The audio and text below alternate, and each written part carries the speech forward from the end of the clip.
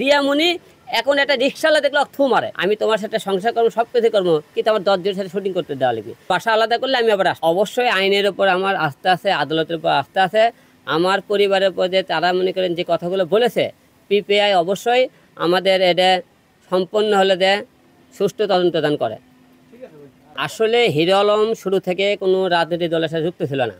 আপনারা অনেক টাইমে অনেক জায়গায় দেখেছেন, আমরা আওয়ামী লীগের টাইমে যারা বাংলাদেশে যে সমস্ত সেলিব্রিটি আছে, নায়ক বলেন নায়িকা বলেন, তারা বিভিন্ন প্রোগ্রামে তাদেরকে কিন্তু টাকাতে নিয়ে দেওয়া হয়। বিয়ে বলেন, সেমিনার বলেন, আওয়ামী লীগের পার্টি বলেন, বিএনপির পার্টি বলেন, আমরা কিন্তু যে কোনো জায়গায় যাই। সেখানে যাওয়ার পরে আপনাদের মধ্যে অনেক লোক অনেক রকম প্রশ্ন করে, সাংবাদিক ভাইরা, যে আপনি যে আজ আওয়ামী লীগের আপনি একটা অনুষ্ঠানে এসেছেন, আপনি কি আওয়ামী লীগে যোগ দিয়েছেন কিনা, দিকে বিএনপির একটা কোনো প্রোগ্রামে গেলে কি আপনি কি আবার বিএনপির যোগ দিয়েছেন কিনা। আমরা তো আগে থেকে স্বতন্ত্র ছিল, হিরো আলম এখনও স্বতন্ত্র। আপনারা আজ পর্যন্ত কিন্তু কোনো দলে মনে করে কাগজ কলমে দেখাতে পারবেন না হিরো আলম এই দলের সাথে যুক্ত ছিল, এমন কোনো দল আপনি দেখাতে পারবেন না। আমি যে কোনো লোক আমরা যে কোনো পোস্ট করতেই পারি, কিন্তু আপনি হলে যে তাই বলে মনে করেন বিএনপির নামে পোস্ট করলে বিএনপির গেছে, জামাতের নামে পোস্ট করলে জামাত গেছে, আওয়ামী লীগের নামে পোস্ট করলে আওয়ামী লীগ, তা না। আমরা যেহেতু আমরা পাবলিক ফিগার, আমাদেরকে লোকজন ফলো করে, দেশের যে কোনো ভালো মন্দ কথা আমরা অবশ্যই আমাদের পেজে কিন্তু লিখতে পারি। আসলে আপনারা কয়েকদিন ধরে সবাই জানেন আমার 3টে বিয়ে হয়েছিল। আপনি প্রথম পক্ষে বইয়ের নাম সুমি জানেন, দ্বিতীয় পক্ষে নুসরাত, তৃতীয় হলো আপনি রিয়ামণি ছিল। 3টে মনে করেন 2টা মেয়ে মিডিয়ার মেয়ে ছিল, একটা আমার মনে করেন হলো গ্রামের মেয়ে ছিল। এখন আমার 3টে বউ কী কারণে গেছে সেটা কিন্তু আপনাকে উদাহরণ করে দিয়েছি। মনে করেন আমার প্রথম বউ মনে করেন সুমি, যে আমার মার সাথে ঝগড়া করে বাসা থেকে বের হতে, আপনাকে গত পর্বে বলেছিলাম যে করছে তুমি বাসা আলাদা করলে আমি আবার আসবো। আমি তো আপনি দেখছেন যে বাসার সামনে কথা বলেছে, এই বাসাটা দ্বিতীয়বার আমাকে করা, এই বাসাটা কমপ্লিট হলে তাকে আমরা আনার চেষ্টা করছি, সেইটা আমি শুনছি সে আরেকজনের সাথে মনে করেন বিয়ে বসে গেছে, তা আমরা জানি না। দ্বিতীয় নুসরাত, আসলে নুসরাত আমার জীবনে আসার পরে বললো আমি তোমার সাথে সংসার করবো, সব কিছু করবো, কিন্তু আমার 10 জনের সাথে শুটিং করতে দেওয়া লাগবে, আমি তোমার সাথে বিয়ে হচ্ছে নায়িক হওয়ার জন্য। যখনই নায়ক যখন করে না 10 জনের সাথে শুটিং করা দেবে না, আমার সাথে করতে হবে। যখন করতে মানা করলাম, সে বললে হিরো আলম পরে কে করছে তা সে আমাকে মারধর করে, আমি গেলাম না।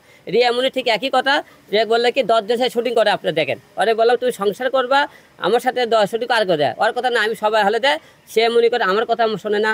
আমার বাবা অসুস্থ, হসপিটাল ছিল, মৃত্যু অবস্থায় ছিল, মারা গেল, সে বিভিন্ন ছেলে নিয়ে কিন্তু নাচ গান করে ভিডিও বানায়। এখন এটার প্রকৃত চাল হল রিয়ামণি। এই মেয়েটাকে যে মূলত খেলাইতেছে রিয়ামণি, যে সাংবাদিকের সামনে কথা বলে, মেয়ের মানুষটা কাউকে চেনে না, ওই কিন্তু সাংবাদিকের সামনে নিয়ে যাইতেছে। এবং ওই আর মেয়ে আবার দেখবেন ওরাই 2 জনে সেই যে গালাগালি তারকে কল রেকর্ড শুনবেন, 2 জনে সেই গালাগালি তারা আবার 2 দিনই গলা ধরে ঘোরে, 2 দিনই করে মনে করেন হলে আমার নামে মামলা করতেছে। তার এর মধ্যে বোঝা যাবে মূলত টার্গেট হলো রিয়ামণি এখন একটা রিক্সাওয়ালা দেখলো থু মারে। হ্যাঁ, কারণ তুই বাপ হলে তো অসুস্থ ছিল হসপিটালে, তুই হলে নাচ গান দেখলি ইস্কালা থু মারে, বলতো মুখ দেখাতে পারতে না, সমাজে রাস্তাঘাটে বাড়াতে পারে না। এখন এরই পরিকল্পনায় আমার সম্মান কি এর হানি করা যায়, এই জন্য সে করতেছে কি এই মেয়েটাকে নিয়ে খেলতেছে। আপনার সবাইদের বাংলাদেশের একটাই নিয়ম, পুরুষকে দমন করার জন্য নারীদের দমন করতে হয়। পুরুষে কোনো ডিস্টার্বেলি কয় যে ওই মেয়ের চরিত্র খারাপ, ওই মেয়ের চরিত্র খারাপ, ছেলের চরিত্র খারাপ, আমরা ছেলেরা দিই দোষ মেয়েকে, মেয়েরা ছেলেকে রোগ দেয়। মূলত চরিত্র খারাপ কার, আপনারা কিন্তু দেখবেন ছেলেকের উপরে মনে করেন মূলত উঠতে আসে যে ছেলেরাই খারাপ, কিন্তু ছেলেকে কথা বলে ঠিকই কিন্তু প্রমাণ করতে পারে না। এখন মামলা করবো আমরা রিয়ামণির নামে, মামলা করবো আর মিথিলার নামে, কারণ এরা 2 জনে মনে করে আমার সম্মান হানি করতেছে। এবং এর সাথে যেগুলো সাক্ষী আছে, যে আমার মনে করে আমাদের কিছু চেলাপেলারকে বৌড়ার 2-4 জন দিচ্ছে সাক্ষী, তারপর আরও সেরকম কিছু চেলামেলারকে মনে করেন উস্কানি দিচ্ছে।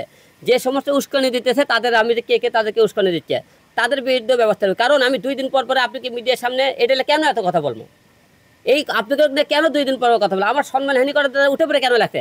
আমার কথা তোমাকে ডিভোর্সে দিচ্ছি, তোমার মনে তুমি আমার মনে আমি, তুমি কার সাথে গান করো নাচ করো, আমি তো একবারও বলতেছি না। আমি তোমার অন্য সাথে নাচ গান করলে তোমাদের জলে কেন এখন।